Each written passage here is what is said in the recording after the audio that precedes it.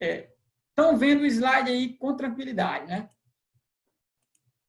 Sim. História da igreja cristã.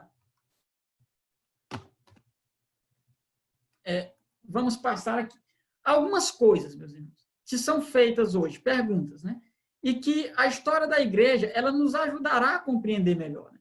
Por exemplo, o que aconteceu? Reflita aí você. O que aconteceu antes da igreja ser o que ela é hoje? A gente sabe que Jesus Cristo, ele veio há cerca de 2000 anos atrás.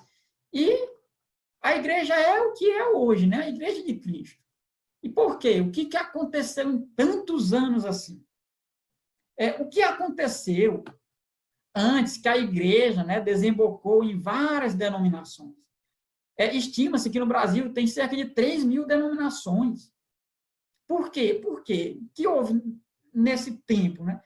Que tantas denominações surgiram? E isso é muito mal, essa quantidade de denominações para o testemunho do Evangelho. É mal, isso é dificultoso para nós lidarmos com isso, até na questão da evangelização. As pessoas questionam isso, perguntam isso. E então, é uma das coisas que a história da igreja pode nos ajudar a esclarecer. Além do mais, uma outra pergunta é: qual foi a primeira denominação? Essa é uma pergunta que deve ser feita. Será que teve uma denominação específica, né? Há uma denominação hoje muito conhecida que revoga para si o título de a primeira denominação. É o caso da Igreja Católica Romana. Eles acham que só eles são a igreja, que eles são a igreja primitiva. E a gente vai ver que na história não é bem assim que as coisas funcionam. Quando e como a igreja saiu de perseguida para aliada de Roma? A gente vê ali no começo, Jesus foi crucificado pelos romanos. E a gente sabe da perseguição que Roma fez à igreja. Né? A gente sabe do chamado Coliseu Romano, onde os crentes eram jogados na arena. Quando foi que esse cenário mudou? Quando foi que a igreja passou de ser perseguida por Roma para ser aliada a Roma? E hoje até uma denominação existe, muito famosa, né? A Igreja Católica Apostólica Romana, totalmente unida com Roma. O que será que aconteceu para o cenário mudar totalmente dessa forma? Quando o Novo Testamento foi organizado, a gente sabe que o Antigo Testamento ele foi escrito antes da vinda de Cristo, a encarnação de Cristo, né? E o Novo Testamento após a encarnação de Cristo. Isso significa que quando Jesus veio, só existia o Antigo Testamento. Era a Bíblia deles, eles utilizavam o Antigo Testamento só. Jesus não escreveu nenhum livro, quem escreveu foram os discípulos dele. E a pergunta que fica é: quando é que foi organizado o cânon do Novo Testamento? E entendam quando eu falo cânon, né? O que é cânon? Existe uma diferença entre dois livros, os apócrifos e os livros canônicos. Os livros apócrifos são aqueles livros que são considerados não inspirados. É o Evangelho de Maria, por exemplo, Judite, Macabeus. São os livros históricos, que não é proibido ler, mas que não são livros inspirados. E os livros canônicos são aqueles livros que são considerados como inspirados por Deus, que são inerrantes, que não possuem nenhum tipo de erro. É até errado as pessoas dizerem: eita, o pregador estava inspirado hoje, né? A gente escuta muito essa frase.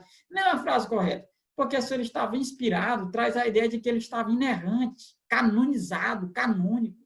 E não é, né? A gente entende que os livros inspirados, canônicos, são aqueles só do Novo Testamento. Mas quando foi que isso foi organizado?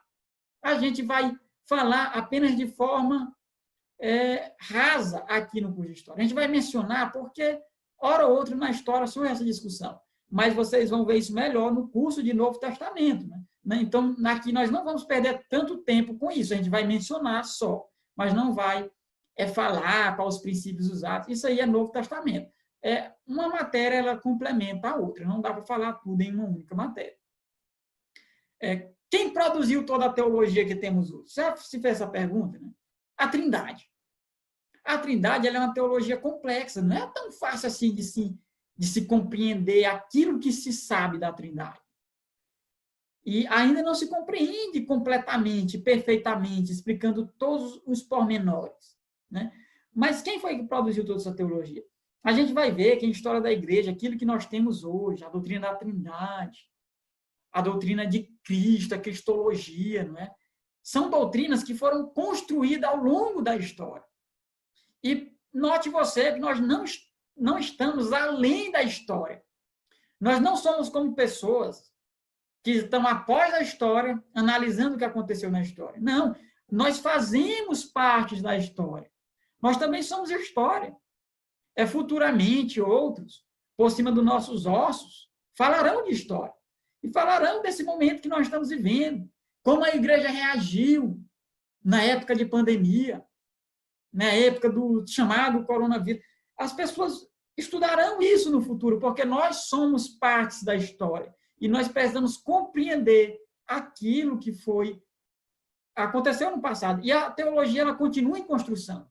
Né? À medida que os teólogos escrevem, falam, conversam, teologia sendo construída, coisas que não eram claras antigamente, vão se tornando claras com o decorrer do tempo. Como foi com a Trindade, como foi com a doutrina de Cristo, como foi com várias outras doutrinas. Então, a história nos ajuda a compreender isso. Por que nós somos chamados de protestantes? Tem gente que não sabe, né? Vez por outra, aparece lá no Jornal Nacional, os protestantes estão fazendo não sei o quê. Os protestantes, isso e aquilo outro. E as pessoas não sabem assim, elas talvez nem sabem que são protestantes, que é uma referência à fé delas. Então, a história da igreja nos ajudará a entender por que assim somos chamados. Quando e onde surgiu o pentecostalismo, né? O pentecostalismo que é tão presente hoje no mundo, principalmente no Brasil. A maior igreja do Brasil estima-se a Assembleia de Deus, uma igreja pentecostal. E de onde veio o pentecostalismo? Quando surgiu na história da igreja? Quem foram os precursores? Então, são algumas coisas que a gente vai ver baseado em história. Outra pergunta importante, será que nossa igreja é uma seita dentro do cristianismo? Afinal de contas, há o quê? Mais de 3.000 denominações no Brasil. Será que minha igreja não é uma seita dentro do cristianismo? Né? Eu afirmo categoricamente que não. Mas algumas realmente são. Algumas denominações realmente são falsas igrejas, seita, dentro do cristianismo. É importante os irmãos entenderem a seguinte diferença desde já. Nós utilizaremos aqui o termo heresia algumas vezes em referência a erros doutrinários. Porque tem gente que não gosta que se use o termo heresia para qualquer erro, porque eles entendem que quando a gente diz que é uma heresia, a pessoa, logicamente, vai para o inferno. Porque eles entendem que alguém, quando comete heresia, não tem salvação se continuar nessa heresia. Entretanto, pode ser que uma vez ou outra eu fale aqui heresia, me referindo a um erro doutrinário. Então, o termo ele aqui pode ser usado para qualquer erro, mesmo que seja um mínimo. Não entenda, por favor, quando eu dizer que alguma doutrina é herética, que as pessoas vão para o inferno por causa disso. Por que eu posso cometer isso? Não é porque eu me acostumei a falar assim. E eu falo heresia sim, às vezes pode ser que eu fale aqui e os irmãos me compreendam mal. Então, desde já é importante que os irmãos entenderem o que é que eu quero dizer quando eu digo heresia. É qualquer erro teológico. Eu tentaria evitar esse vocabulário aqui, mas pode ser que eu não consiga. Uma outra coisa é que vocês têm que ficar sabendo aí desde já. Existem igrejas verdadeiras e igrejas falsas. Né? A igreja verdadeira e a igreja falsa. A igreja falsa não tem salvação para ela. Essas são as seitas dentro do cristianismo.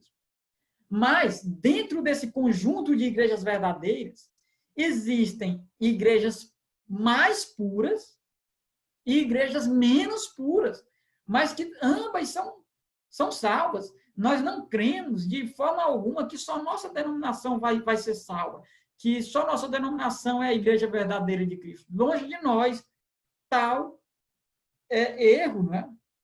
Então, que fique claro que há essa diferença, igreja verdadeira e igrejas falsas. Dentro das igrejas verdadeiras, igrejas mais puras e igrejas menos puras, né? Que contêm mais erros, digamos assim. E também nós podemos entender isso apenas entendendo o básico de história da igreja e também um pouco de pensamento cristão. Por isso que eu indiquei aqueles livros, porque nós vamos trabalhar o que algumas pessoas pensavam. Até aqui está tudo tranquilo, não é? Eu estou falando aqui qualquer coisa, dá um grito aí. Liga o microfone e faz aí, pede para ir mais devagar, não sei. Faz alguma coisa. Eu estou indo aqui. Tranquilo, né? Estando tranquilo, tá bom demais. Vamos aqui analisar primeiro a preparação para o cristianismo. É importante fazer uma breve delimitação geográfica, não é aula de geografia aqui. Era para eu ter trazido um mapa para vocês, só que eu não trouxe. O mapa que eu tenho aqui, ele é um mapa que não possui os nomes. E, portanto, não é um mapa bom assim para vocês. Mas é importante você fazer a diferença geográfica básica. Pega um caderno, passa uma linha no meio dessa folha. E de um lado você taca o nome Oriente e do outro Ocidente, né? Qual é a parte do Oriente? A parte do Oriente é a parte da China para lá, né? Aquela parte que fica do lado da China, para a banda da China. O Egito, né, já fica ali no Oriente, bem como a cidade de Alexandria, outras cidades também importantes. Jerusalém também é no Oriente. Então, essas cidades mais importantes ficam no Oriente. Do lado de cá, nós temos o Ocidente, né? O Brasil, por exemplo, é um país ocidental, né? Do lado do Ocidente. E ali do lado do Ocidente fica, por exemplo, a famosa cidade de Roma. Por que eu estou fazendo essa delimitação geográfica? Porque ela é importante para vocês entenderem algumas coisas. Porque algumas coisas são trabalhadas a respeito de diferença entre quem estava no Oriente e quem estava no Ocidente. Então, toda aula de história você tem que estar com essa folha, com a divisão no meio, e escrito Oriente de um lado e Ocidente do outro. Depois eu passo um mapa para vocês, vocês poderão utilizar o mapa, eu enviarei no grupo. Então, essa delimitação geográfica, acho que ela serve aí, por enquanto, né, a princípio. Temos também que fazer uma delimitação temporal. Eu acho que eu não botei no slide, não botei. Eu vou passar também isso aqui no grupo, né? Anota aí, passa uma linha na horizontal no seu caderno. E nessa linha, você está fazendo aí uma linha do tempo. Você vai tacar o ano 4. Vai tacar o ano 4, né? Que é provavelmente o ano que Cristo nasceu. Não se sabe a data exata que Cristo nasceu, né? Pode ser que ele tenha nascido no ano 4, depois dele mesmo, porque nós estamos no ano 2020 após Cristo. Então, pode ser que ele não tenha nascido no ano 1 de Cristo, né? Ou no ano 1 antes de Cristo. Pode ser que ele tenha nascido no ano 4. Houve um erro aí na contagem e não se sabe com exatidão quando foi isso, o nascimento de Cristo, em qual ano. Do ano 4 ao ano 100, eu vou chamar de igreja primitiva. A chamada igreja primitiva, até o ano 100. Ou igreja apostólica. A igreja primitiva ou apostólica, ela vai só até o ano 100. Depois você passou uma linhazinha e botou aí igreja primitiva, entre parênteses, você vai passar outro tracinho na frente da sua linha do tempo, no ano 303. Vai marcar esse ano, porque esse ano ele também é importante. O que aconteceu no ano de 313? No ano 313 aconteceu o que a gente chama de Edito de Milão. Você só precisa que aqui foi o ano do Edito de Milão, não precisa saber o que é isso agora. E do ano 100 ao ano 313, a igreja ela é chamada de igreja católica, ou igreja universal, né? Aqui nós estamos trabalhando aqui a igreja antiga. Igreja antiga. Micael. Oi. Volta bem, tu falou o ano 313 e depois falou o quê que eu não entendi? Que entre o ano 100 e o ano 313, nós temos o período em que a igreja é chamada de católica. O termo católica significa universal. Não é a igreja católica apostólica romana ainda. É igreja católica, né? A igreja aqui antiga. Até o ano 313. Aí, lá em 590, você vai passar outro tracinho. Passa o tracinho e anota o ano 590. Por que o ano 590? Porque o ano 590 é o pontificado de Gregório Magno. E é um pontificado importante, geralmente colocado aí como um divisor de águas na história da igreja. Entre 313 e 590, nós temos o período que a igreja... Oi. O que foi que aconteceu em 590? O pontificado de Gregório Magno. Pontificado. Tá bom, obrigado. Entre 313 e 590, nós temos aquilo que nós chamamos de igreja imperial. Igreja ali unida com o Império Romano. E igreja imperial entre 313 e 590.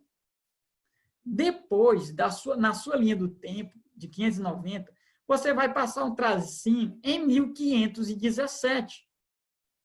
Em 1517, eu acho que todos vocês sabem o que aconteceu. Foi o que a gente chama de a Reforma Protestante, ali se deu início, né? Então, você pode botar em 1517 95 teses. Você pode escrever assim, as 95 teses de Martinho Lutero no ano de 1517. Nesse período de 590 a 1517, a igreja, na Idade das Trevas, ou Idade Média, nós chamaremos aqui de igreja na Idade Média. Aqui já era a Igreja Apostólica Católica Romana. E de 1517 em diante, aliás, de 1517 a 1648, nós trabalharemos a questão da Igreja Protestante. Por que aconteceu em 1648? Em 1648, né, a gente vai tratar aqui como o fim da Guerra dos 30 anos. Você pode anotar embaixo da data de 1648, o fim da Guerra dos 30 anos. E desse período de 1517 a 1648 é a Igreja Protestante. E daí para frente a Igreja Contemporânea, até nós. Então, está feita a divisão temporal e geográfica. Né?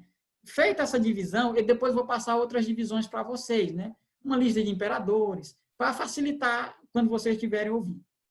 Nós vamos agora para a preparação do cristianismo. Até aqui está tudo ok, não é? Alguma dúvida? Sim, Misael, peraí, tu falou muito rápido. Depois de 1641, o que foi que aconteceu? 1648. Em 1648 é o fim da Guerra dos 30 anos. Daí para frente é a igreja contemporânea, que a gente vai ver, nossa igreja. Não vai fazer mais divisão temporal, entendeu? Uhum. Ok, obrigado. Mais alguém com alguma questão? Se não tem, vamos adiante. A contribuição dos povos. Vamos ver aqui que 3 povos contribuíram para o cristianismo. Alguém abre sua Bíblia em Gálatas 4, 4 e 5, e lê para nós aí bem forte e alto. Lê como quem crê. Gálatas 4, 4 e 5. Quem encontrar primeiro aí pode bradar. Pode ler? Pode. Vindo, porém, a plenitude do tempo, Deus enviou seu Filho, nascido de mulher, nascido sob a lei, para resgatar os que estavam sob a lei, a fim de recebêssemos a adoção de filhos. Muito bem, né? Na plenitude dos tempos, Deus enviou seu Filho. Não foi um tempo qualquer, não foi um tempo aleatório, foi um tempo preparado por Deus. E a gente vai ver a contribuição dos povos na preparação do cristianismo. Esses povos, eles são 3. Quem são eles? Os romanos. Esse é o primeiro povo que contribuiu. Qual foi a contribuição dos romanos? Né? Os romanos, né, eles contribuíram no que diz respeito ao domínio mundial. Quando Jesus veio à Terra, os romanos eles tinham domínio de praticamente todo o mundo da época. Embora eles não dominassem tudo, né, as terras alcançadas pelo cristianismo nos 3 primeiros séculos, note bem, nos 3 primeiros séculos, era domínio romano. Então, era um domínio absurdo de grande, o domínio do Império Romano. Ele dominava praticamente, né, quase todo o mundo da época. E isso era muito bom, esse domínio romano. Por quê? Porque eles unificavam os povos debaixo de um único governo. Os povos estavam unificados debaixo de um único governo. Uma outra contribuição na plenitude dos tempos dos romanos foi o que a gente chama de Pax Universal Romana, ou Pax Romana. O que é a Pax Romana? A Pax Romana era um acordo de paz. Era uma paz que existia, não tinha mais guerras, por conta dessa chamada Pax Romana. Se você ler o Antigo Testamento, você vai perceber que tem guerra por trás de guerra e mais guerra, e Davi vive no tempo de guerra, e rei vive no tempo de guerra, e é guerra para lá e guerra para cá. Mas quando Jesus vem, não tem guerra. Jesus não é um guerreiro. Jesus não é um soldado que vai para... Não é um Sansão da vida, né? Não é um Davi bruto para a guerra. Não. Jesus é um carpinteiro. Não tem guerra no tempo de Jesus. Por quê? Por conta dessa pax universal romana. Havia uma paz que Roma conseguia manter entre os povos, né? Essa pax romana, ela é quebrada ali por volta do ano 70 depois de Cristo, quando os romanos invadem Jerusalém, para acabar ali com a cidade de Jerusalém. Além dessa contribuição da pax romana, os romanos ele também, né, contribuíram no intercâmbio entre os povos. Os povos tinham facilidade de se relacionar, que não existia antes, né?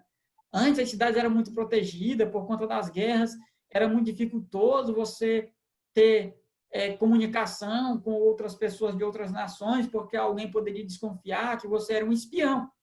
Mas no período romano não tinha isso, não tinha guerra, o intercâmbio entre os povos era com mais facilidade feito. Além do intercâmbio entre os povos, uma outra contribuição, né, foi que o Império Romano ele tornou segura e fáceis as viagens pelas estradas de Roma. As estradas, os caminhos construídos por Roma foram muito bons. E esses caminhos eram seguros porque eles eram guardados pela legião romana chamada, né? Eram os soldados que guardavam ali os caminhos, e as estradas eram mais seguras naquela época. E também com mais facilidade de você viajar de um lugar para o outro. A locomoção, ela foi muito fácil. E foi o período da locomoção mais fácil até o fim da Idade Média. Para você ter uma noção. Nessa época, a locomoção de um lugar para o outro foi o período mais fácil até o fim da Idade Média. Teria sido impossível para Paulo fazer as viagens que ele fez sem essa facilidade de Roma. Então, a gente vê a primeira contribuição desse primeiro povo. Há alguma dúvida? Se não tem dúvida, vamos para o segundo povo.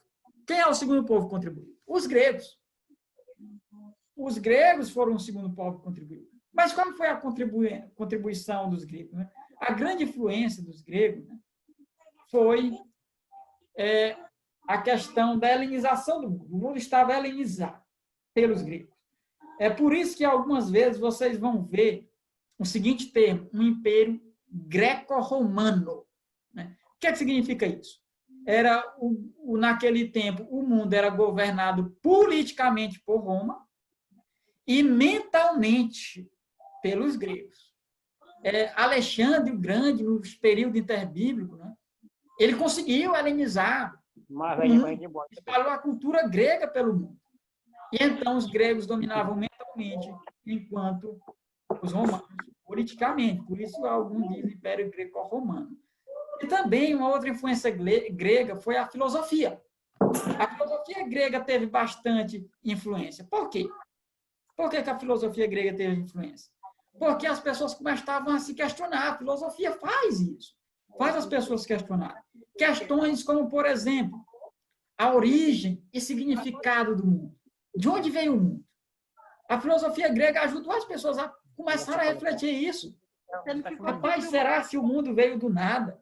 Então, e alguns filósofos, né, até chegaram a dizer que do nada, nada vem, combatendo a ideia de que o mundo veio do nada. Né?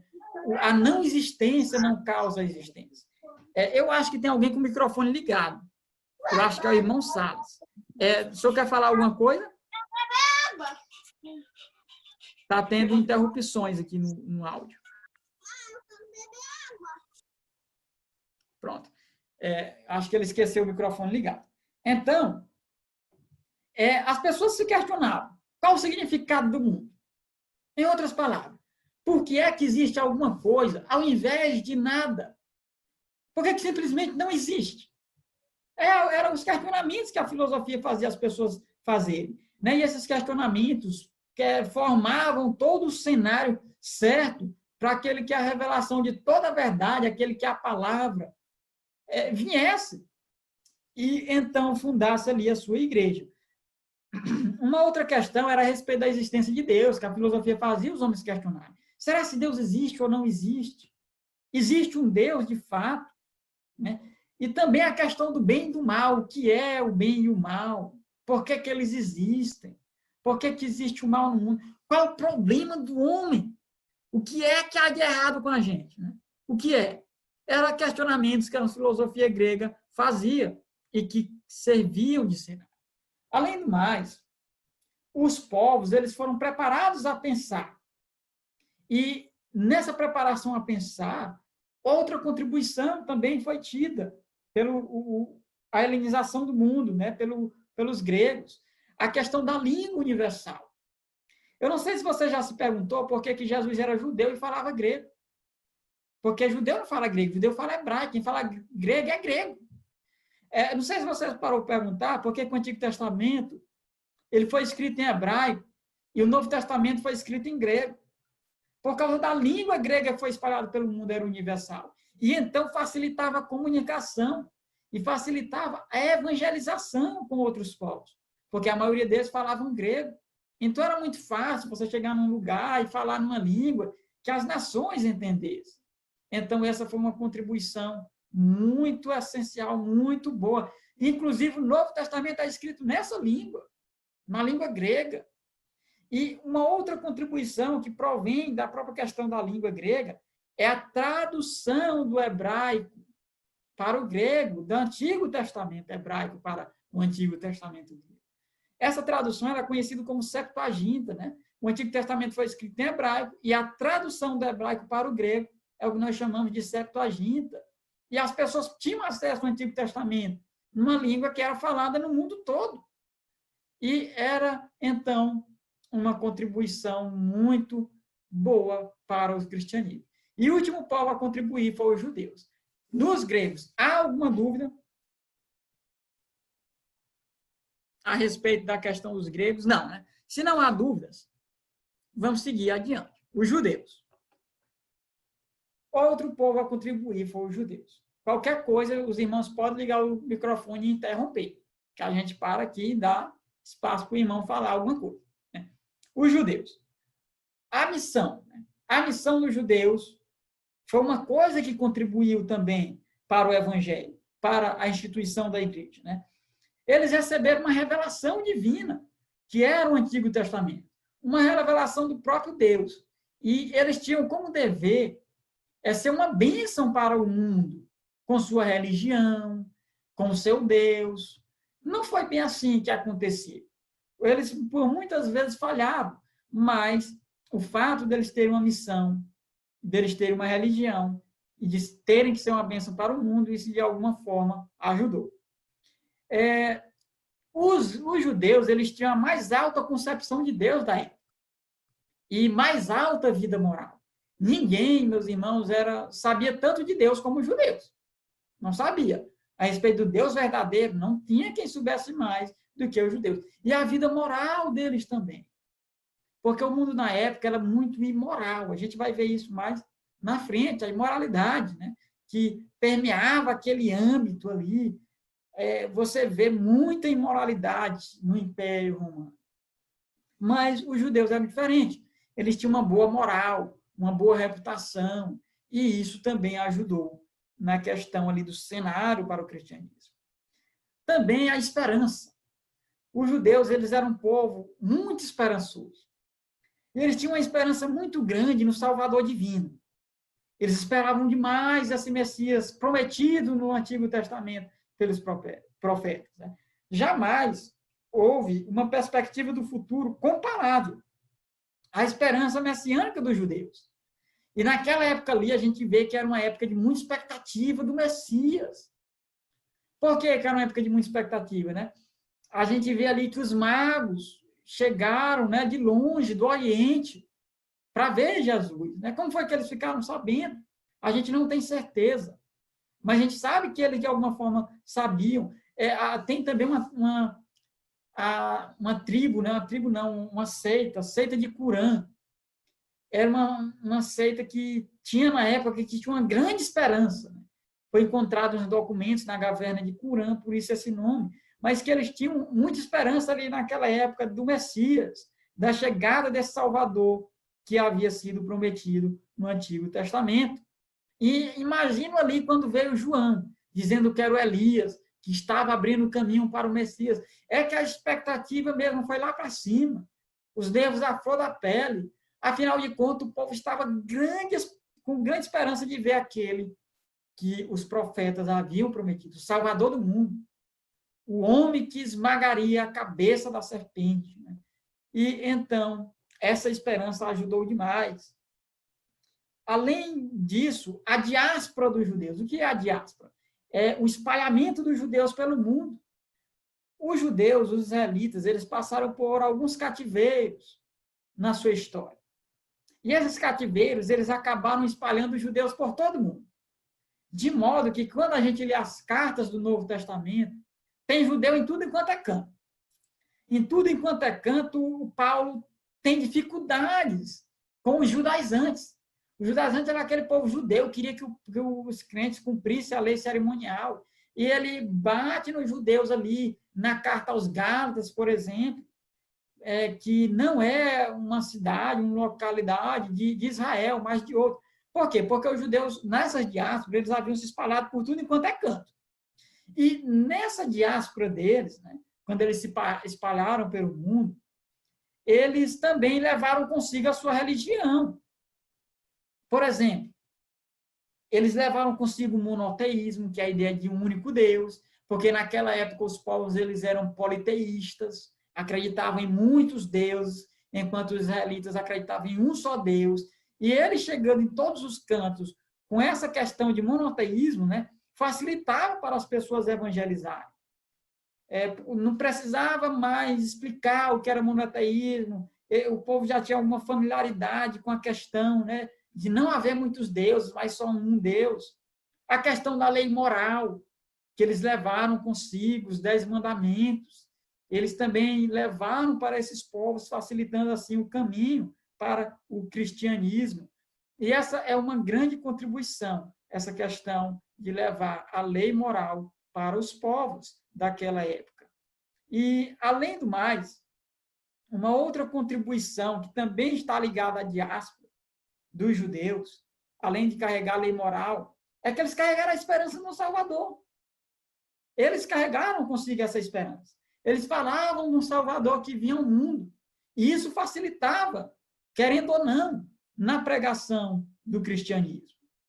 Além disso, né, também tinha ali aqueles escribas, os escribas que foram contra Jesus, infelizmente. Mas esses escribas, eles eram responsáveis pela interpretação da lei, pela guarda da lei. E esses escribas, de toda a interpretação deles, não era ruim. Tanto é que, certa feita, Jesus disse, olha, façam o que eles dizem, o que os fariseus e escribas dizem, mas não façam o que eles façam, porque eles eram hipócritas, eles pregavam uma coisa e faziam outra, mas de toda a interpretação deles não era ruim. Também tinha os fariseus.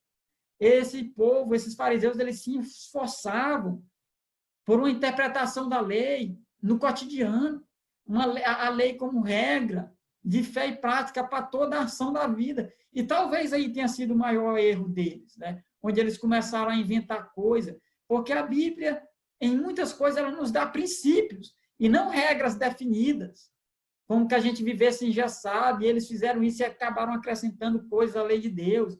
Eles também acreditavam, além da revelação de Deus escrita, acreditavam na revelação oral, que era passado de boca a boca. Isso não era coisa boa, né? Mas eles também tiveram a sua contribuição. E também os saduceus, que eram os conservadores da época, os conservadores no sentido de que eles eram aqueles que só defendiam a lei escrita. Eles eram contra a ideia de lei moral e negavam completamente que a revelação oral ela fosse autoritativa, como a lei escrita. Eles também negavam a ressurreição, infelizmente. Jesus até tem um diálogo com esse grupo de pessoas do Novo Testamento a respeito exatamente da ressurreição. Os saduceus não acreditavam e eles tentam jogar uma armadilha em Jesus. E Jesus vai e responde a eles. É aquele famoso texto onde Jesus que no céu ninguém se casa nem se dá em casamento, né? Mas serão como os anjos que não casam. Jesus está ali combatendo os saduceus, que não acreditavam na ressurreição. Também, eles não acreditavam na vida futura. E nem acreditavam na angelologia. O que é isso? É a doutrina dos anjos. E se eles não acreditavam na angelologia, muito menos na demonologia, que é a doutrina de demônios. Então, para ele não existia anjo. E se não existia anjo, não existia também demônio. E também não negavam a predestinação, ao passo que os fariseus aceitavam essas coisas. Então, essas são algumas contribuições desses povos, dessas heresias. Também tinha os essênios, né, que estão ligados aí à questão da seita de Qumran, e eles também tinham essa esperança messiânica. Eles esperavam ardentemente esse Messias. Essas são as contribuições dos povos. Alguma dúvida a respeito disso? Alguma contribuição? Alguém quer falar alguma coisa? Pode dizer.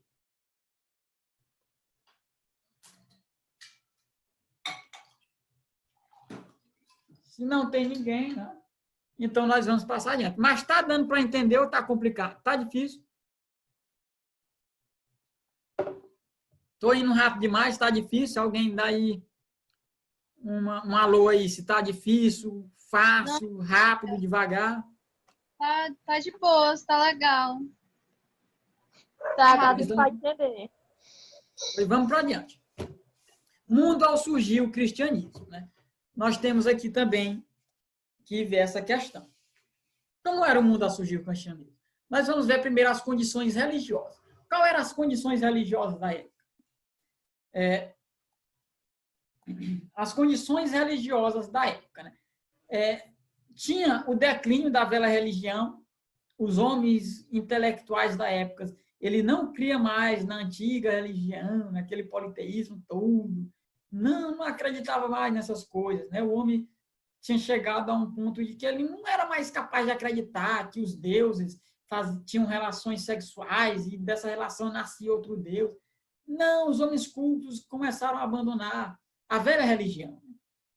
A religião romana do Estado também era uma condição religiosa que estava na época. Na época ali, os Césares, né, que eram os imperadores romanos, eram considerados como deuses. Alguns intitulavam para si o título de filho de Deus. Ó, ligação importante com Jesus, que é o verdadeiro filho de Deus. Então, a religião romana tomava-se no cenário. Uma outra coisa, Augusto, o imperador romano, ele estabeleceu o culto a imagens e estátua dos Césares, dos imperadores romanos. Então, era essa a situação religiosa.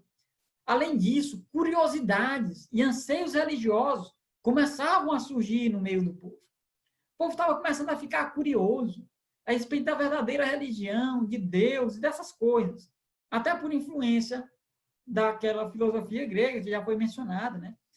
Muita ansiedade por ideias e crenças que trouxessem mais satisfação. Aquelas velhas crenças não estavam mais satisfazendo o povo, não satisfazia a alma. E, então, havia essa busca. A questão do monoteísmo também, que era comum na época até pelos próprios judeus. E o sentimento de culpa também predominava na época como algo religioso. Um desejo de purificação também havia naquela época, né? E saber o que se passa após a morte. As pessoas tinham esse interesse, tinham essas religiosidades. O que é que acontece após a morte? Isso também é muito comum hoje, né? As pessoas ficam pensando, rapaz, o que é que acontece quando alguém morre?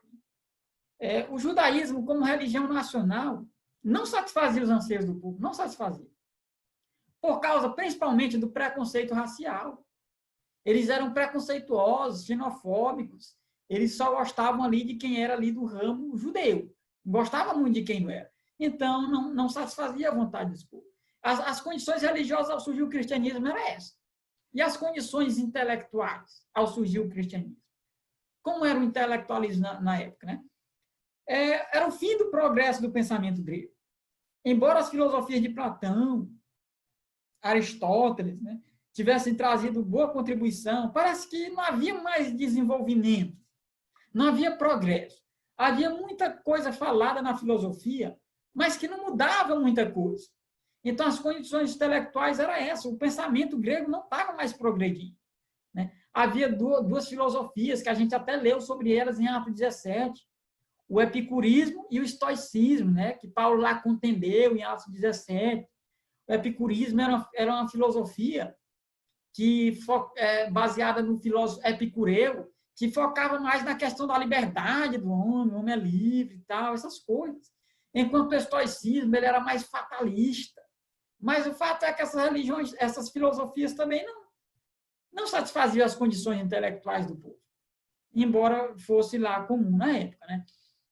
E elas tinham até um crédito considerável entre o povo, mas não eram de todos aceitáveis.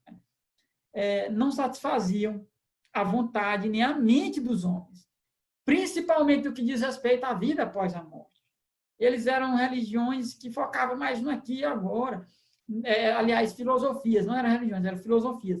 Então, satisfazia aí a intelectualidade do que há vida após a morte ou não há. Não satisfazia, o fato é esse. E havia insatisfação e desejo ardente de encontrar uma solução. Essa era a busca, o homem queria uma solução para tudo, né? E é interessante ver essa seguinte frase, olha só. Por ocasião da morte de sua filha, Plínio, o moço, ele escreveu a um amigo a seguinte frase. Eu vou ler aqui. Está aparecendo na tela aí a frase, não tá? Está aparecendo aí, né? Diz aí, ó. Dá-me algum alívio, algum conforto que seja grande e forte, tal que eu nunca tenho ouvido ou lido, porque tudo que tem chegado ao meu conhecimento e de que posso me lembrar não me ajuda, pois minha tristeza é por demais profunda para ser removida pelo que sei. Então, a gente vê nessa frase aí um claro descontentamento a respeito das realidades. Ele diz, não tem conforto, tudo que eu sei, nada serve para me consolar. E, por último, além das condições intelectuais, também tem as condições morais. Quais eram as condições morais da época, né? Comumente, a gente ouve falar o seguinte, o mundo está piorando a cada dia. Nossa, como o homem está sendo imoral, violento, né? Nossa, como o Brasil ele é um país imoral, a cada dia as mulheres, os homens se tornam mais promíscuos. E as pessoas pensam que no passado era diferente, que não havia tudo isso. Mas quando a gente olha para a história, a realidade é outra, meus amigos. O homem sempre foi pecador. O homem não está ficando mais pecador a cada dia que se passa. Sempre ele foi pecador. Desde lá de Gênesis. A gente já vê Caim assassinando o irmão. A gente já vê Lameque tomando para si 2 esposas. Então, a promiscuidade, a violência, ela é desde quando o homem é pecador. E aquele tempo não era diferente, ou melhor, talvez era até pior do que hoje, né? As condições eram as piores imagináveis, as condições morais, né, que predominavam na época. As classes mais altas, elas sem dúvida estavam tremendamente corrompidas. Não era pouco corrompida, não era tremendamente corrompida. E acabavam caindo no descrédito da população. Quando a gente compara os elementos favoráveis e desfavoráveis, o resultado é negro, muito negro, é péssimo resultado. E não havia nada que pudesse melhorar aquela situação, até que o cristianismo começou a exercer a sua influência. Nada mudava a não ser o cristianismo. Para você ter uma noção, há quem diga que os imperadores gregos, todos eles eram homossexuais. Só um que não era homossexual, Cláudio, mas a esposa de Cláudio era prostituta. E era assim, né? Os templos, os cultos pagãos, eram de tremenda imoralidade, onde se tinha sexo explícito entre várias pessoas, ao mesmo tempo, dentro de um templo, em um culto pagão. Era uma coisa assim absurda de imoral. Não tinha moralidade. Para você ter uma noção, Corinto, a igreja de Corinto, a cidade de Corinto, a palavra Corinto era um xingamento, era um termo pejorativo. E você vê ali muita coisa errada naquela igreja de Corinto, muita. Inclusive incesto dentro da igreja. Um enteado, né, tendo relações sexuais com sua madrasta. Paulo trata disso na carta aos Coríntios. E você vê que a igreja não disciplinava o camarada. Né? Para ele parecia algo normal. Porque era uma condição, moralmente falando, péssima, terrível. E o cristianismo chega para mudar o cenário. O evangelho ele é assim. Ele muda a sociedade. Esse negócio de evangelismo, que não muda a sociedade, que todo mundo se converte, a sociedade continua imoral, continua do jeito que não está convertendo ninguém. Como é que as pessoas se convertem e não mudam de vida? Como é que a sociedade se converte e a sociedade não muda? Só há conversão quando há mudança de direção. Não tem como separar. Então, qual é o evangelismo que a gente quer? É evangelismo que muda a sociedade. Queira você goste de Cristo ou não, você vive no ano 2020 após Cristo. Ele dividiu, foi as eras. E a gente vai ver ao longo da história que onde o cristianismo chega, o verdadeiro cristianismo, ele chega para mudar para melhor. E o cristianismo aqui, Jesus nasce e surge com a igreja para começar a mudar esse cenário, com a igreja avançando ferozmente aí contra as trevas, contra o maligno. Meus irmãos, algum questionamento? O que eu tinha para hoje é isso. Não vamos adiante, porque não vai dar tempo, e eu vou ser interrompido no meio, falta aí apenas